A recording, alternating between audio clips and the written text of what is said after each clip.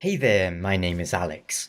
I am the Silver Mont, and I've been playing Spider-Man on PC. I bought it a while ago when it came out on Steam. It's been one of those games I go back to now and then, as I'll admit. I play it largely just for the traversal, the web swinging. Still, it's such a weird game, and with the sequel having come out recently-ish, seems a good time to talk about it, as I've more or less completed the story, but that's not the focus here. I also won't be talking much about the Insomniac leaks, as I don't really care about them.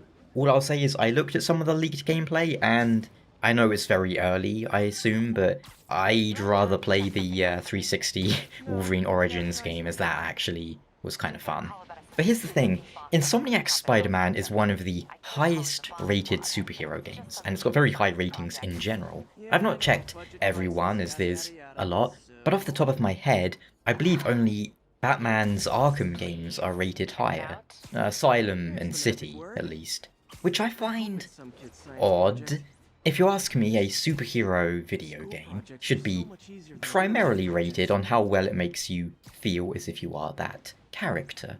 Right? That's the fantasy, surely, to make you feel as if you are Batman, Spider-Man, whoever man, or at least going along for the ride in an adventure with them.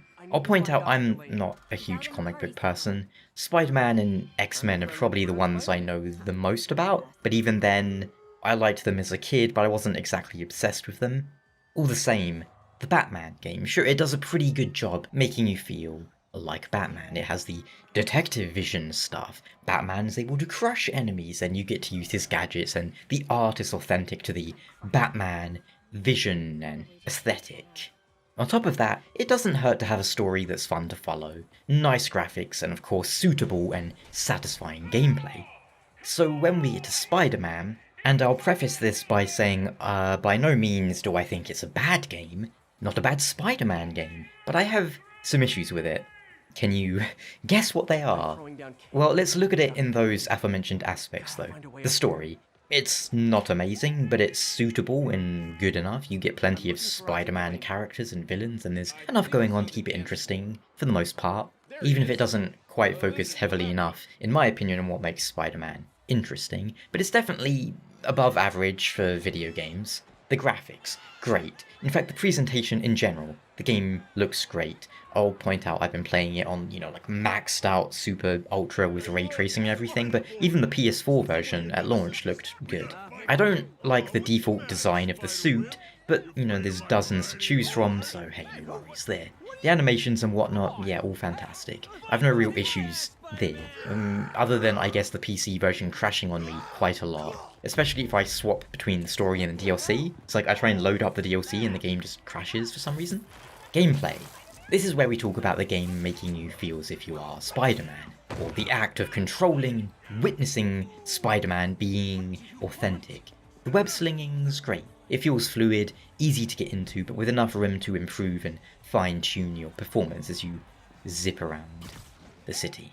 I have no complaints about the traversal, but I hate the combat in this game. I absolutely cannot stand it. There's two big reasons for that. First of all, it doesn't feel like I'm playing as Spider-Man. Guy is at least 100 times stronger than a human. He's able to dodge bullets, not because he's faster than a bullet, but because of his precognition or spidey sense, whatever. Obviously, Spider-Man is holding back so he doesn't punch someone and they turn into jam, but I can't express how much I hate the combat in Spider-Man, which involves you pummeling a dude like 20 times and he just stands back up. Yeah, if it's Kingpin or a supervillain with, superhuman durability, I get it. Some of the enemies in the game, even the mooks, are powered up. But there's also a huge amount of literally petty criminals who are just normal humans. They're there no-selling Spider-Man's punches and kicks, and that feels so stupid to me.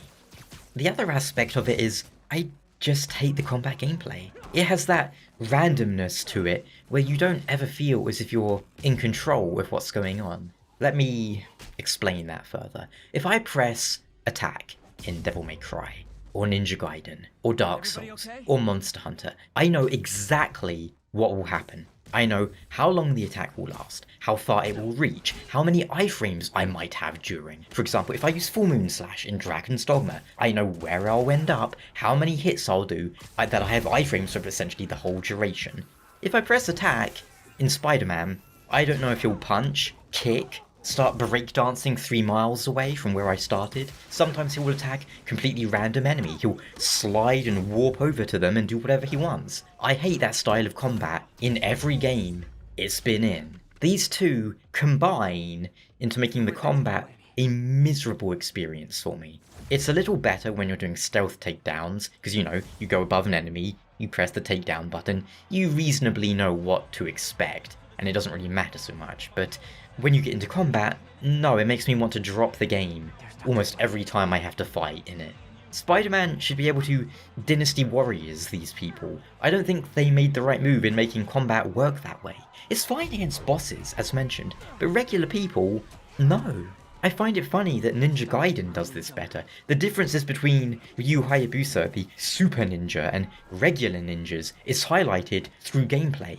And yet the actual gap between Ryu and regular ninjas isn't as big as the gap between a criminal and Spider-Man, in theory. Yes, Ryu has blood of the dragon, which makes him, above a normal human, but most of it is skill. He isn't, we assume, literally hundreds of times stronger. Plus, he's fighting highly trained ninjas. Spider-Man is able to lift, 10 tons, 5 tons or whatever, and he's fighting a dude who decided to hijack a car and is somehow able to take 5 blows to the jaw like it's nothing? There's better solutions, and they should have taken one.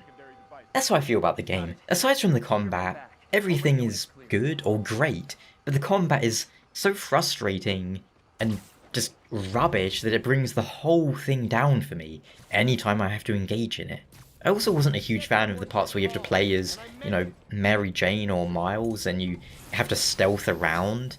I get, to some extent, the idea of having a contrast between, oh, look how strong and fast Spider-Man is compared to a regular person, but they weren't fun to play, and the stealth mechanics didn't exist, really. It was just do that stupid crouch walk that would just hurt your back and not really make you stealthy.